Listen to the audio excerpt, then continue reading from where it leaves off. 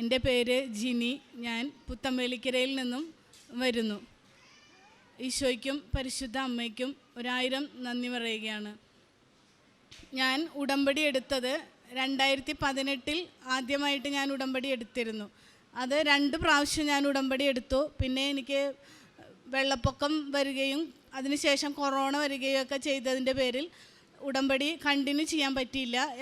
എങ്കിലും ആ ഉടമ്പടിയിൽ തന്നെ ഞാൻ ഒരിക്കൽ സാക്ഷ്യം പറഞ്ഞിരുന്നു. ഞാൻ ഒരു തയ്യൽ കട നടത്തിക്കൊണ്ട് പോകുന്ന ഒരു ആളാണ്. എൻ്റെ കൂടെ എനിക്ക് 3 മക്കളുണ്ട്, ഹസ്ബൻഡും ഉണ്ട്. ജീവിത സാഹചര്യങ്ങളുടെ ഏറെ കഷ്ടതകൾ മൂലം ഞാൻ നിർബന്ധിതയാവുകയായിരുന്നു തയ്യൽ പഠിക്കാനും തയ്യൽ കട തുടങ്ങുവാനും വേണ്ടിയിട്ട്.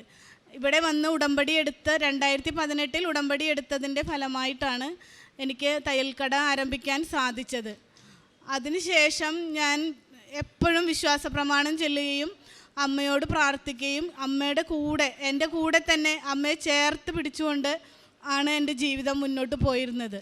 വീണ്ടും 2022 ജൂൺ മാസത്തിൽ ജൂൺ 2-ാം തീയതി വന്ന് ഞാൻ ഉടമ്പടി പുതുക്കുകയുണ്ടായി. അതിനുശേഷം കണ്ടിന്യൂസ് ആയിട്ട് ഇപ്പോൾ എൻ്റെ ഇത് 3ാമത്തെ ഉടമ്പടിയാണ് ഞാൻ പുതുക്കി നടന്നുകൊണ്ടിരിക്കുന്നത്.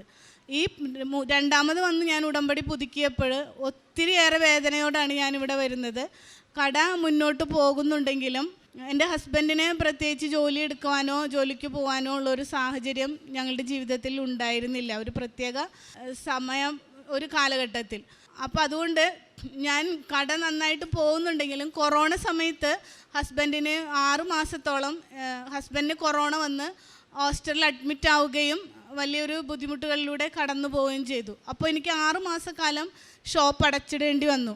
അത് കഴിഞ്ഞിട്ടാണ് ഞാൻ പിന്നെ വന്ന് കട തുറക്കുന്നത്. അതിനുശേഷം മാതാവിനോടുള്ള പ്രാർത്ഥനയിൽ തന്നെ എനിക്ക് വർക്കുകൾ കിട്ടുകയും നല്ല രീതിയിൽ പോകുന്നുണ്ട്. എങ്കിൽ കൂടിയും എൻ്റെ പ്രത്യേകമായ കുടുംബ സാഹചര്യത്തിൽ വീട്ടിലെ എല്ലാ കാര്യങ്ങളും ചെയ്തു പോകാൻ പറ്റാത്തതുകൊണ്ട് ഞാൻ മാതാവിനോട് ഏറെ കരഞ്ഞു പ്രാർത്ഥിച്ചു. എനിക്ക് ഈ സാഹചര്യത്തിൽ നിന്ന് ഒരു വിടുതൽ വേണം, കട ഒന്നുകൂടി വിപുലപ്പെടുത്തി നല്ല രീതിയിലാകുവാൻ അമ്മ മാതാവ് എന്നെ അനുഗ്രഹിക്കണം, ഈശോയോട് പ്രാർത്ഥിക്കണം എന്ന് പറഞ്ഞ് ഞാൻ പ്രാർത്ഥിച്ചുകൊണ്ടിരുന്നു.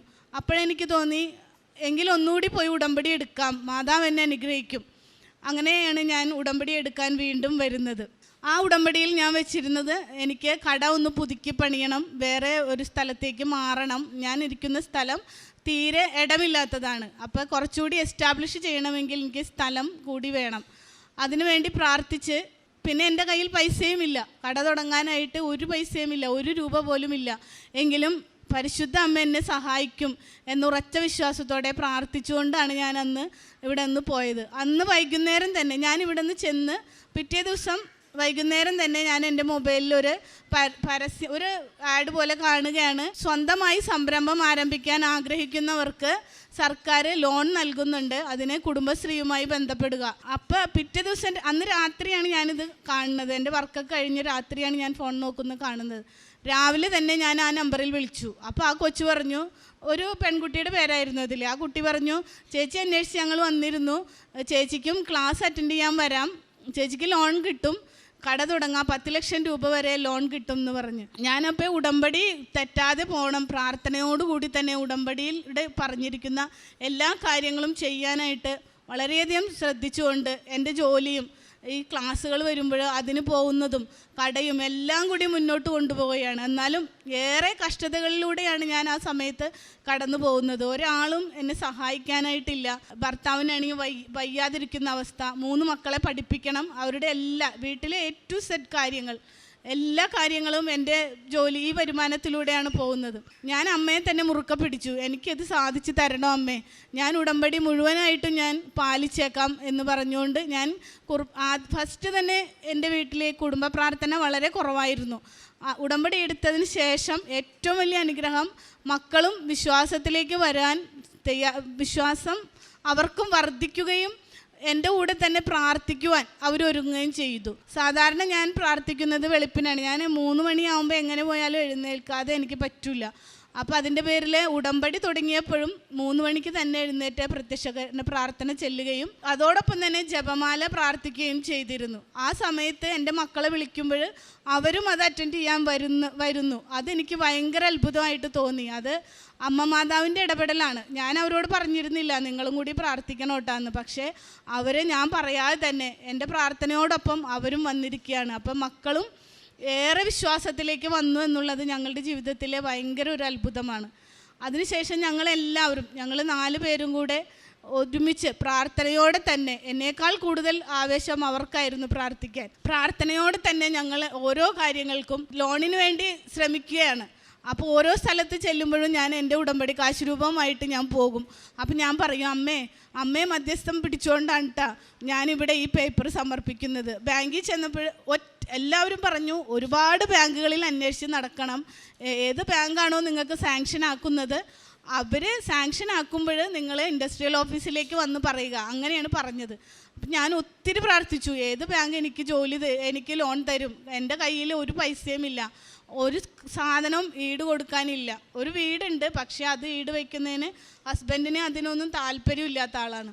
അപ്പോൾ ഹസ്ബൻഡുമായിട്ട് വഴക്കെടുക്കാതെ എനിക്ക് ആരെങ്കിലും ലോൺ തരുമോ? ഞാൻ അമ്മയോട് പ്രാർത്ഥിച്ചു, അമ്മ എനിക്ക് ഒന്നുമില്ല ഈട് കൊടുക്കാൻ, അമ്മയുടെ ഈ കാശ് രൂപം മാത്രമേ ഉള്ളൂ എൻ്റെ കയ്യിൽ.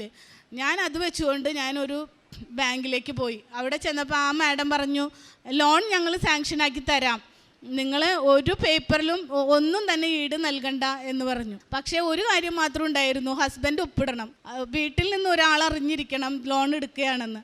അപ്പം ഞാൻ വീട്ടിൽ വന്ന് വീണ്ടും പ്രാർത്ഥന തുടങ്ങി, അമ്മ മാതാവേ ഹസ്ബൻഡിനോട് പറയാൻ എനിക്ക് പറ്റൂല, കാരണം ആൾക്ക് ഒട്ടും താല്പര്യമല്ല ഞാൻ പുറത്തേക്ക് ഇറങ്ങി കാര്യങ്ങൾ ചെയ്യണത്. പിന്നെ വീട്ടിലെ സാഹചര്യം കൊണ്ട് മാത്രം ഞാൻ തയ്ക്കാൻ പോകുന്നതിന് ഒരു ഇത് തന്നിരിക്കുന്നതാണ് എനിക്ക്. പക്ഷേ ഞാൻ ഈ വീട് വെക്കണ്ട, എങ്കിൽ കൂടിയും ആളുടെ ഒരു ഒപ്പ് വേണം. അങ്ങനെ ഞാൻ ഒത്തിരി പ്രാർത്ഥനയോടെ മക്കളോട് പറഞ്ഞു, മക്കളെ ഒന്ന് പ്രാർത്ഥിക്ക്, അച്ഛനെ ഒപ്പിട്ട് തരണം, എങ്കിൽ മാത്രമാണ്, അമ്മയ്ക്ക് വേറെ ആരും ഒപ്പിടാനില്ല. അപ്പം ഞാൻ ചെന്ന് പറഞ്ഞപ്പോൾ എന്നോട് പറഞ്ഞു, ഞാൻ ആലോചിക്കട്ടെ, എന്നെയും കൂടിയും കൂട്ടുപിടിച്ചാണല്ലേ ലോൺ എടുക്കണമെന്ന് പറഞ്ഞു. അപ്പം ഞാൻ പറഞ്ഞു, ഇല്ല, വീട്ടിൽ നിന്ന് ഒരാൾ വേണം ഒപ്പിടാനായിട്ട്, അല്ലാതെ വീട്ടിലറിയാതെ അവർ ലോൺ തരൂല. അപ്പം ഞാൻ പറഞ്ഞു, ഇങ്ങനെ സംരംഭകർക്കുള്ള ലോൺ സർക്കാർ തരുന്നതാണ്, അത് നമ്മൾക്ക് കിട്ടിയാൽ നല്ലതല്ലേ, കട നടത്തിക്കൊണ്ട് പോകാമല്ലോ നല്ല രീതിയിൽ എന്ന് പറഞ്ഞു. അപ്പം എന്നോട് പറഞ്ഞു, ഞാൻ ആലോചിക്കട്ടെ, നീ കടയിലേക്ക് വാന്ന് പറഞ്ഞു. ആളൊരു കുഞ്ഞു കട കൊണ്ടുപോകുന്നുണ്ട്, പക്ഷേ ആളുടെ രോഗം കൊണ്ട് അതിൽ പൂർണ്ണമായിട്ടും ആൾക്ക് ശ്രദ്ധിക്കാൻ പറ്റുന്നില്ല. അപ്പം ഞാൻ പിറ്റേ ദിവസം ഒന്നും പറഞ്ഞില്ല. പിറ്റേ ദിവസം ഞാൻ ഉടമ്പടി കാശ് രൂപം എടുത്ത് പിടിച്ചുകൊണ്ട് പ്രാർത്ഥിച്ചുകൊണ്ട് ഞാൻ കടയിൽ പോകുന്ന വഴി അവിടേക്ക് ചെല്ലുകയാണ്. അപ്പം ഞാൻ വിചാരിച്ചു അവിടെ കിടന്ന് ബഹളം ഉണ്ടാക്കുകയുള്ളൂ, ആളെ കൂടി ലോണിന് സപ്പോർട്ട് ചെയ്യിക്കുന്നു, അല്ലെങ്കിൽ ആളെ കൂട്ടുപിടിച്ച് ലോൺ എടുക്കുന്നു, ആളുടെ പേരിൽ ലോൺ എടുക്കുന്നു, അങ്ങനെയൊക്കെയാണ് ആൾ പറഞ്ഞിരുന്നത്. ഞാൻ ചെല്ലുമ്പോൾ എനിക്ക് ഭയങ്കര അത്ഭുതമായി, പേനെ പിടിച്ച് കാത്തിരിക്കുകയാണ് എന്നെ. അപ്പം ഞാൻ പറഞ്ഞത് ഈ പേപ്പറിലൊക്കെ ഒപ്പിടണം എന്ന് പറഞ്ഞു. അപ്പം ഞാൻ വിചാരിച്ചു ഒരു ഒപ്പായിട്ട് തരുള്ളൂ എന്ന്. ലോണിൻ്റെ കുറേ പേപ്പറുകളുണ്ട്, അതിലെല്ലാത്തിലും വേഗം ഒപ്പിടുകയാണ്. ഞാൻ മാതാവിന് നന്ദി പറഞ്ഞുകൊണ്ട് ഈ ലോൺ പാസ്സാക്കുന്നിടത്ത് ആ ബാങ്കിൽ കൊണ്ടേ കൊടുത്തു. ഒട്ടും തന്നെ താമസമില്ലാതെ അവിടെ എവിടെ പോകുമ്പോഴും ഞാൻ ഈ കാശ് രൂപ എൻ്റെ കൂടെ ഉണ്ടാവും. ഞാൻ പറയുന്നത് കാശ് രൂപ അല്ല, അമ്മയാണ് എൻ്റെ കൂടെ ജീവനോടെ ഉള്ളത്. ഈ അമ്മ എൻ്റെ മധ്യസ്ഥയിൽ നിന്ന് അവരോട് സംസാരിക്കുകയാണ്. അപ്പോൾ ഞാൻ ആ ബാങ്കിൽ ചെന്നപ്പോൾ മാഡം പറഞ്ഞു, എത്രയും വേഗം തന്നെ ലോൺ എനിക്ക് സാങ്ഷനാക്കി തരാട്ടാ, ഒരു പേടിയും വിചാരിക്കേണ്ടെന്ന് പറഞ്ഞു. അപ്പം ഞാൻ വിചാരിച്ചു ഭർത്താവിൻ്റെ ഒപ്പിടലിൻ്റെ കടമ്പ കഴിഞ്ഞു, ഇനി ഒന്നുമില്ല എന്ന് വിചാരിച്ച് ആശ്വസിച്ചിരിക്കുകയായിരുന്നു. 2 ദിവസം കഴിഞ്ഞപ്പോൾ മാഡം പറയാണ്, ലോൺ ശരിയായിട്ടുണ്ട്, പക്ഷേ ഭർത്താവിനെയും കൂട്ടി വന്ന് ഒപ്പിടണം എന്ന്. അപ്പം എനിക്ക് പിന്നെയും പേടിയായി, ദൈവമേ ഇനി ഒപ്പിടാൻ പറയുമ്പോൾ വരൂലല്ല, വീട്ടിൽ കിടന്ന് ബഹളം വയ്ക്കുമല്ലോ. അപ്പം ഞാൻ ചെന്ന് പറഞ്ഞു, ഒന്നും കൂടിയും വരണം ഒപ്പിടാനായിട്ട്, ബാങ്കിൽ നിന്ന് സാങ്ഷൻ തന്നിട്ടുണ്ട്, പക്ഷെ അവിടെ ചെന്ന് ഒപ്പിട്ടെങ്കിലേ പറ്റുള്ളൂ എന്ന് പറഞ്ഞു.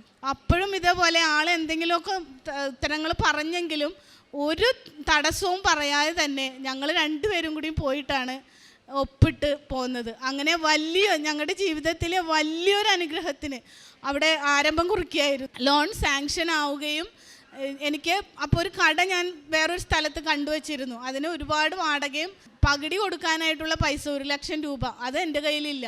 അപ്പം ഞാൻ എൻ്റെ വീട്ടിൽ ചെന്ന് പറഞ്ഞു, അമ്മ എനിക്ക് എന്തെങ്കിലും തന്ന് എന്നെ സഹായിക്ക്, ഞാൻ ലോൺ ശരിയായൊക്കെ കഴിയുമ്പോൾ കട മുന്നോട്ട് പോകുമ്പോൾ അമ്മയ്ക്ക് ഞാൻ അത് തിരിച്ചു തരാം. അപ്പോൾ എൻ്റെ അമ്മ ഒരു പ്രത്യേക സ്വഭാവമുള്ള ആളാണ്. എങ്കിൽ കൂടിയും ആർക്കും അമ്മയുടെ കഴുത്തിൽ കിടക്കണ മാല അമ്മ ആർക്കും ഊരി കൊടുക്കൂല. അത് അമ്മയ്ക്ക് ഭയങ്കര ഒരു ഇതാണ്. ഒരാൾക്കും ഞങ്ങൾക്ക് എന്തൊക്കെ ബുദ്ധിമുട്ടുകളിലൂടെ കടന്നു പോയാലും ആ മാലയെ നോക്കി ആരും ഒന്നും ചെയ്യണ്ടെന്ന് അമ്മ എപ്പോഴും പറയാറുണ്ട്.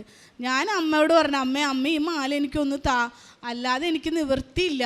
അപ്പം അമ്മ ഒരു അക്ഷരവും പറയാതെ തന്നെ, നീ ഇന്നല്ല 2 ദിവസം കഴിഞ്ഞിട്ട് വന്നോ, ഞാൻ മാല ഊരി തരാമെന്ന്.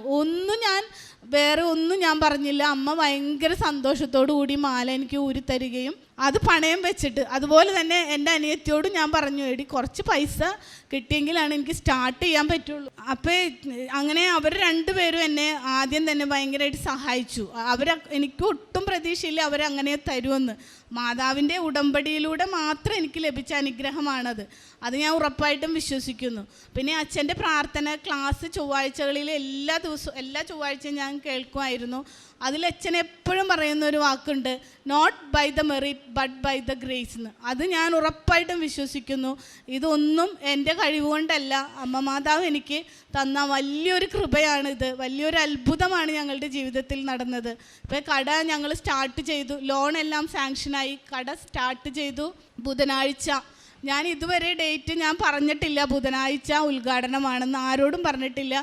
അമ്മ മാതാവിൻ്റെ അടുത്ത് വന്ന് സാക്ഷ്യം പറഞ്ഞതിന് ശേഷം മാത്രം നോട്ടീസിൽ ഡേറ്റ് തീരുമാനിക്കാമെന്ന് വിചാരിച്ചാണ് ഞാൻ ഇരുന്നിരുന്നത്. ഞങ്ങൾ 1 മാസമായി കടയുടെ പണികൾ നടക്കുന്നത്.